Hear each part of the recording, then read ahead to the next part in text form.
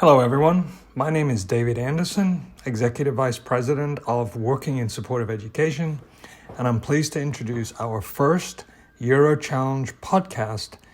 The Euro Challenge provides a unique and exciting opportunity for 9th and 10th grade U.S. high school students to learn about the Euro and the Euro area. The Challenge is a program of the EU delegation to the United States, and WISE is the national coordinator. During the school year, students from participating high schools examine the economic outlook in the Euro area, perform a deep dive into an economic issue facing one of the 19 Euro area countries, and identify policies to address the issue. The challenge culminates in a 3-round competition with teams of 3 to 5 students presenting their research and findings to panels of expert judges. The 5 finalist teams earn monetary awards generously sponsored by the Moody's Foundation.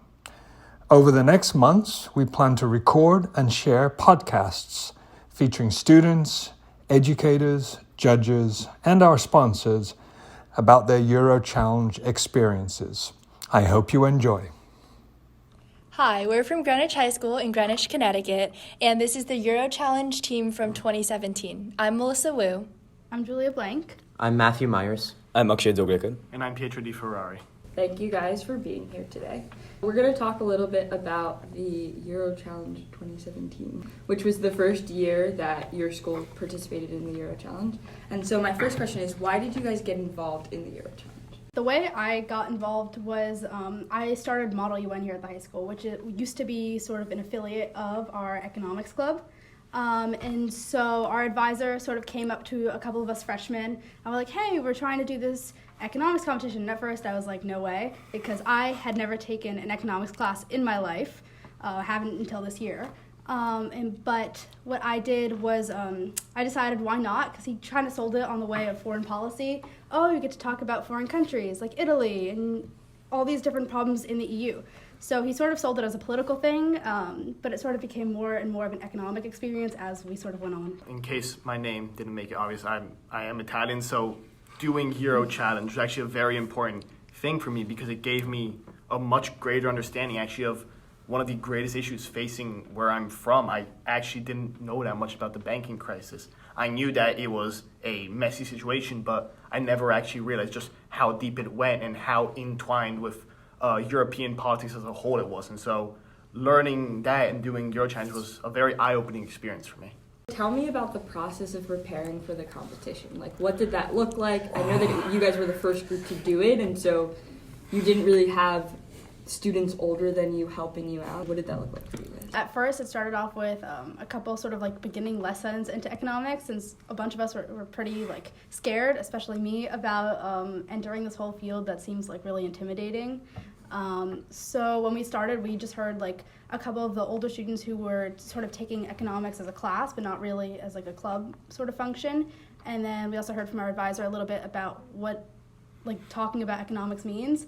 But it really didn't click until you sort of put yourself in the research phase, which was pretty last minute for us. But once we did, I sort of like picked it up a lot faster.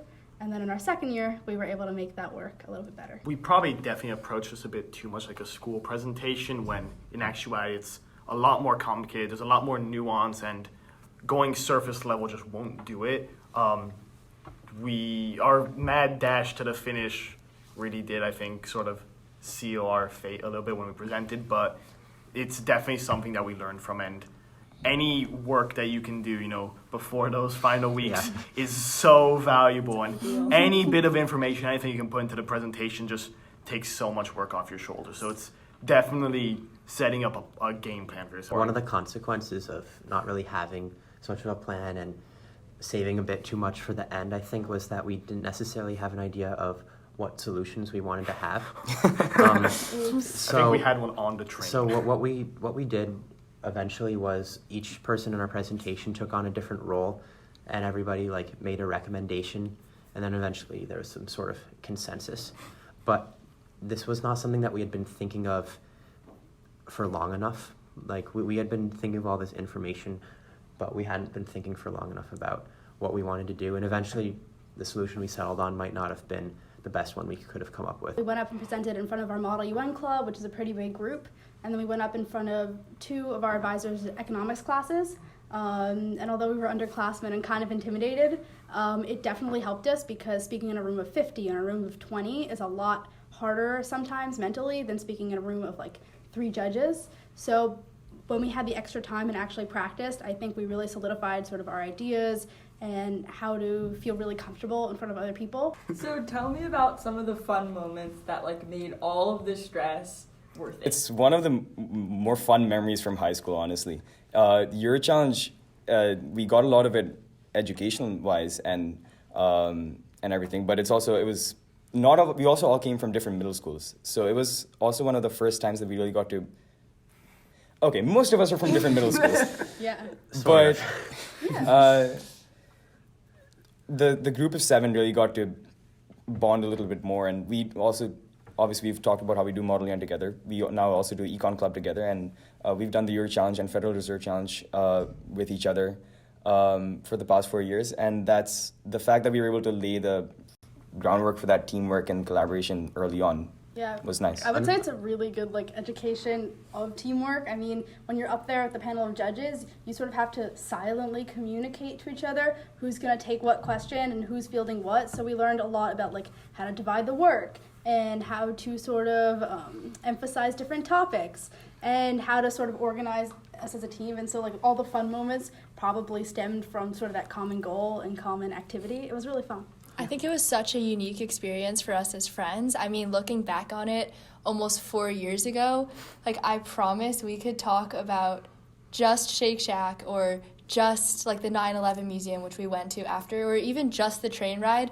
for an hour, because it was just such a fun experience, not only to come together as a group of friends, and we're still friends, but also to learn so much. The fact that we still talk about it probably says something. We still talk about the original team too. How was it? Was it hard managing the nerves? Well, I think a big part of Euro Challenge the first year was learning to public speak. As freshmen, you don't really have as much as an opportunity besides getting up in front of a class to speak intelligently about an academic subject. So I think that it was kind of a challenge to get more comfortable with that. And as Julia mentioned before, that was a big part of our second year, learning to present in front of all of the people. But it definitely helped to make it into an entire experience and not just going in for a 15-minute presentation. In our team that went last year, we actually had one of our freshmen go in and pretend to be a Flemish nationalist. There's some really fun roles that we've been able to create. But I mean, for us, again, going into it, I've definitely learned since then, over the past 4 years, is that it helps to know what you're talking about, obviously, when you're speaking in public, and obviously that helps a lot with the nerves.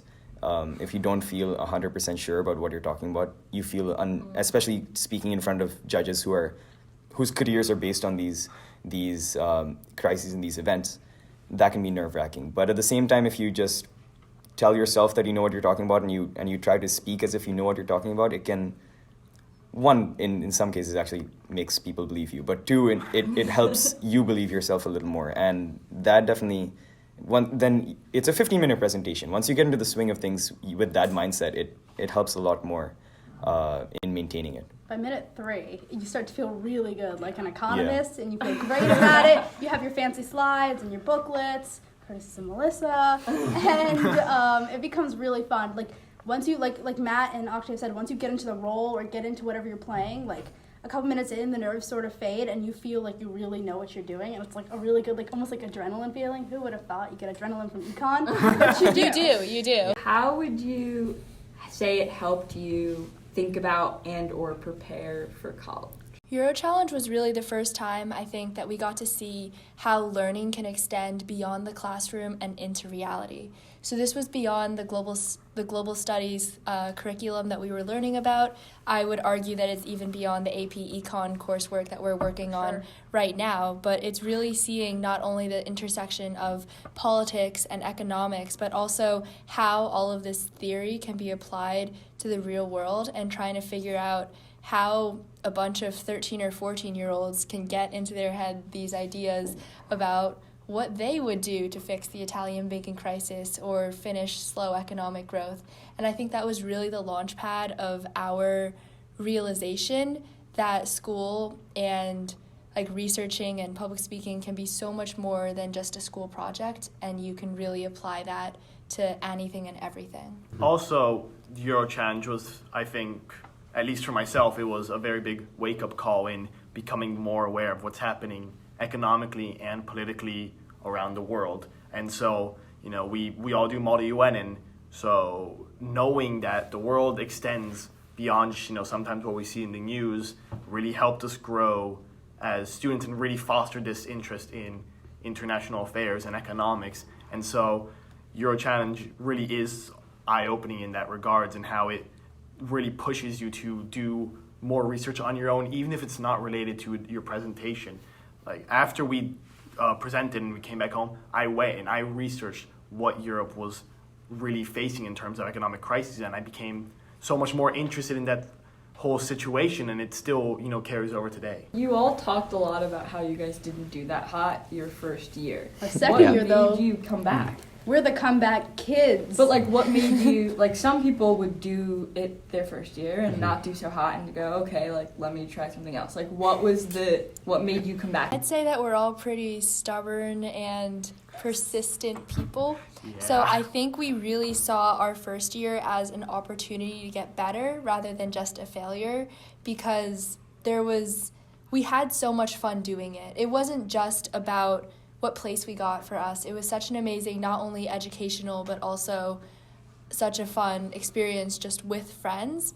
So I think the opportunity to do that again and do even better really pushed us to come back the week after, look at those rubrics, figure out what we did wrong, and figure out what we could do better the next year. Because we didn't even get called back for semifinals our first year, and the next year, based on everything that we had learned and all of our experience, and just Hard work. yeah, all of our experience and hard work, we were able to do so much better. We saw where we messed up. We learned from that. Euro Challenge is a constant learning experience. You're never really done with a presentation, in that you're always looking back at it and seeing what you can improve on for your next one.